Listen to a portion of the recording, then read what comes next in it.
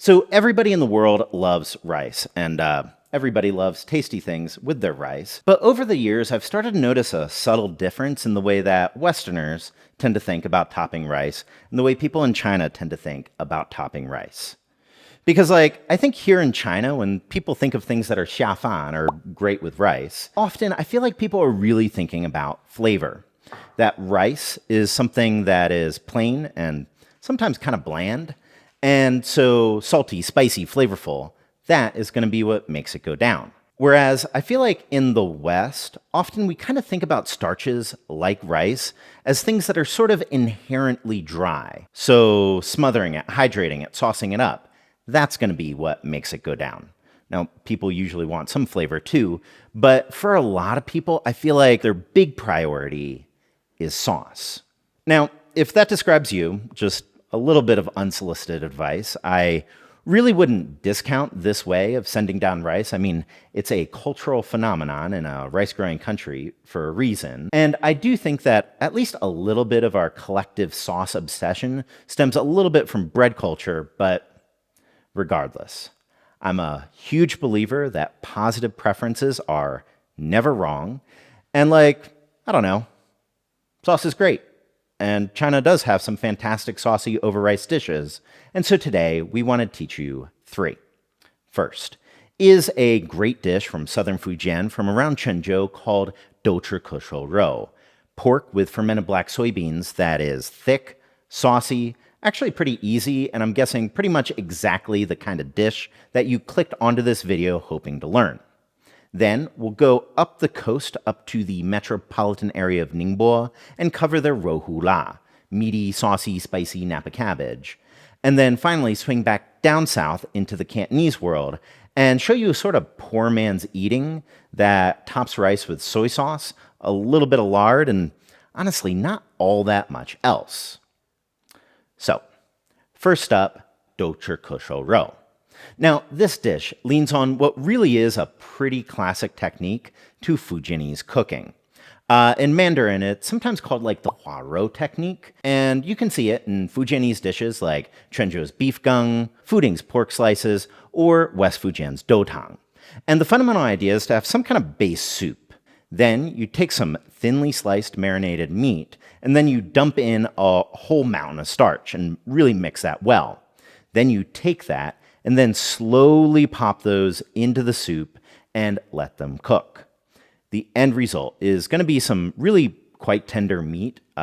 You could kind of think of something like a takeout mogu gai pin as a baseline.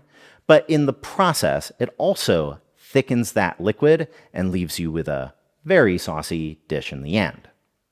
Now, the flavor profile here, it's pretty straightforward, leaning on, of course, douchi, Chinese fermented black soybeans. You can get some online, get some at a Chinese supermarket. You might see them under the name Yangjiang preserved beans, but no matter what, you're going to need 3 tablespoons worth for this recipe. Then, for the meat, just slice up 300 grams of lean pork into thin 3mm sheets. Then toss that into a big bowl and marinate it with a 1/4 teaspoon salt, a shake of white pepper, a teaspoon of soy sauce, and another teaspoon liaojiu, aka Shaoxing wine. Then, to huarouify this all, we'll be adding in our starch. For this one, really preferably potato starch. Tiny pile by tiny pile, mixing it in one direction and sort of massaging it all into the pork. What you'll be looking for is for your pork to be completely saturated with starch. I'd guess that I probably added about 1/3 cup in total here, but what you're really looking for is the consistency. You want to add enough so that you're left with what kind of looks like a dusting of snow, something a bit like this. And then, so once that's sorted, now we can stir fry. So, to a hot wok, first just toss in 3 tablespoons of oil, and then to that go in with about 2 inches of minced ginger. Fry that over a medium flame until it's fragrant, about 1 minute.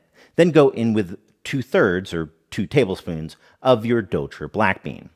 Fry those beans until they're fragrant, aka when it starts to almost smell like soy sauce, about 1 to 2 minutes. Then go in with a tablespoon of soy sauce. Up your flame too high. Mix well, real quick to let that soy sauce fry. Then add in 2 cups of water, stock, or a combination thereof together with your seasoning. up here on the screen and let that come up to a heavy simmer. Then swap your flame to low and start to gently lay your pork in one by one. Now, fair warning that this technique, it would be a lot easier if we had something a little bit soupier with a little bit more liquid inside.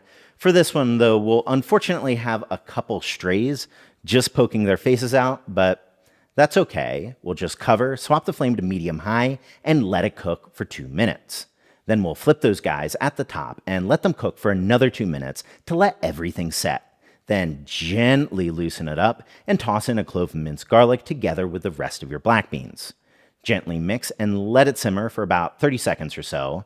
Then toss in 1 to 2 spicy chilies, sliced, and about 3 sprigs worth of green garlic or scallion green, and gently mix that again. Then out, and then with that, your super saucy douchi cochon is done. Now, next up is rohula, meaty, saucy, spicy napa cabbage. Now, again, this dish is an absolute classic to Ningbo. There's even a soupier, fancier village banquet version for special occasions. But I should probably warn you that the spicy in this name is referring to the heat of white pepper.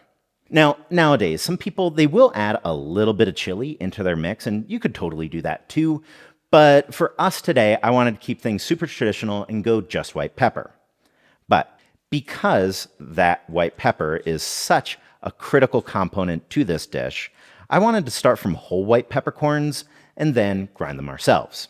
Now, if you're happy with your white pepper quality, you don't have to do that. But just to cover our bases, for us today, we'll take 2 teaspoons of whole white peppercorns, blitz those in a coffee or spice grinder, and then set them aside. Then, besides that is, of course, our napa, which was 900 grams worth, cut into slivers, and then washed and drained. And with that sorted, then the titular meat. So, 200 grams of pork, and preferably we would have some shoulder or collar or something with a little bit of fat on it, but I had a little bit of a brain fart when I was at the market today, so it's just lean. Apologies for that. But either way, you'll then want to cut those into slivers. Then we'll marinate that with an 1/8 teaspoon salt, a nice sprinkle of white pepper, a 1/2 teaspoon each soy sauce and Shaoxing wine, together with a good glug of oil, and then we can fry. So, to a wok, just toss in a 1/2 tablespoon of lard, or tablespoon half if your pork's a little lean like mine was today, and then let that meat fry over a medium-high flame, stirring periodically. If you're working from fatty pork, you'll be looking for it to release a good bit of its lard, but either way, what you'll want is for your pork to just be starting to brown about 3 to 5 minutes, then toss in your veritable mountain of napa and start to mix. Now, napa cabbage, it really does have a lot of moisture to it, so the name of the game of this dish is to kind of have everything stew in its own juices. So once that's wilted, sprinkle in 3/8 of a teaspoon of salt and then mix that well. Once you're looking at everything to kind of be starting to simmer, about 3 to 4 minutes or so, evaluate your liquid.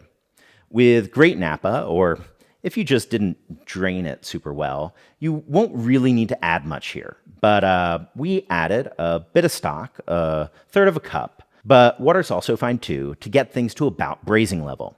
So then just cover and let that stew for about 8 to 10 minutes, stirring it periodically, and once it's all good and cooked, go in with a 1/4 teaspoon chicken bouillon powder and MSG, a 1/2 tablespoon of soy sauce, and your home ground white pepper. Mix that all well. Then, with your heat on medium-low now, we'll thicken this all with a slurry of a tablespoon half starch, together with a bit of water. What you'll be looking for is for the excess liquid to be kind of absorbed into a sauce a bit like this. Then, we'll add in another tablespoon of lard, let that melt and mix, and then plate it all up. And additionally, to that plate, we'll then sprinkle over a good bit of scallion greens, a bit more white pepper, and if you wanted to add in a little bit of chili here, this now would be the time to do it. Then just get a tablespoon of oil up to smoking, about 200 C, then sizzle that all over the scallion greens. Optionally garnish with a little more scallion if you want, and then with that, your meaty, saucy, spicy napa cabbage is done. Which then brings us to soy sauce. Now, if you're anything like me, throughout your life, you've probably been subtly pushed away from putting soy sauce over your white rice, that it's a move for uncultured white people.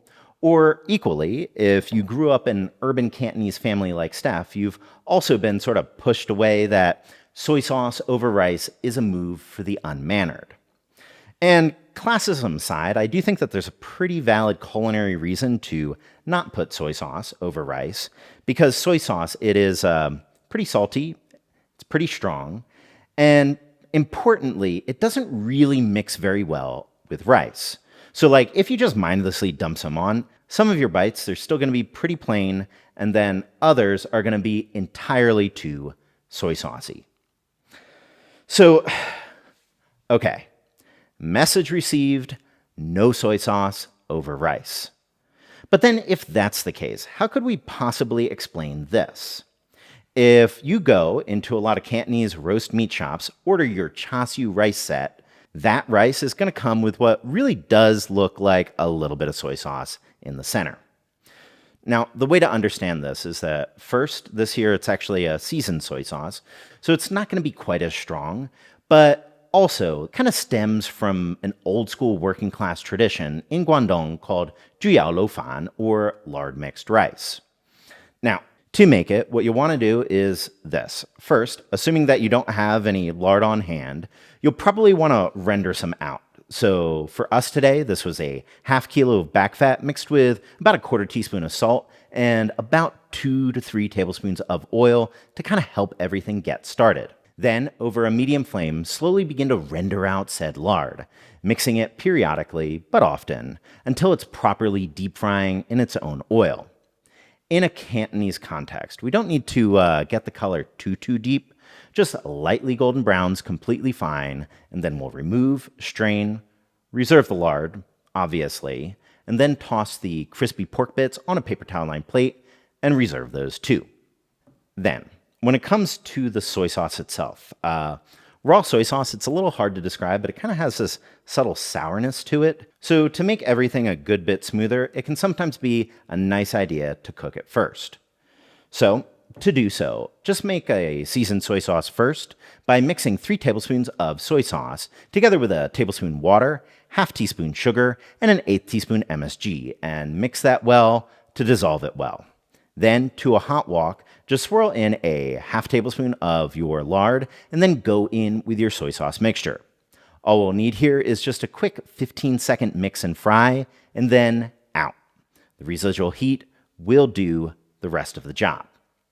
So then, what you'll want to do here is first, you'll get some white rice, drizzle some seasoned soy sauce on, then a little bit of your lard, maybe about a ratio of 2 to 3 parts soy sauce to lard. Then grab some of your crispy pork fat, toss that in. And if you really want to go crazy, you could also put in a little bit of sliced scallion greens as well. And then you just kind of mix that well and devour.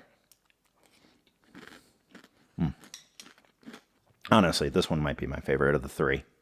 Steph. Change this. Meow. Okay, hang on. Again, I'm just a really tall person, okay? Now, this seasoned soy sauce, it's really good, and it's not just really good on rice. You can just make a bigger batch, keep it in the fridge, and just toss it on your vegetables or noodles or rice noodles. It makes a very good sauce to just put on stuff. So right, check out the recipe in the description box. And a big thank you for everyone that's supporting us on Patreon. And of course, subscribe for more Chinese cooking videos. Dog's fine.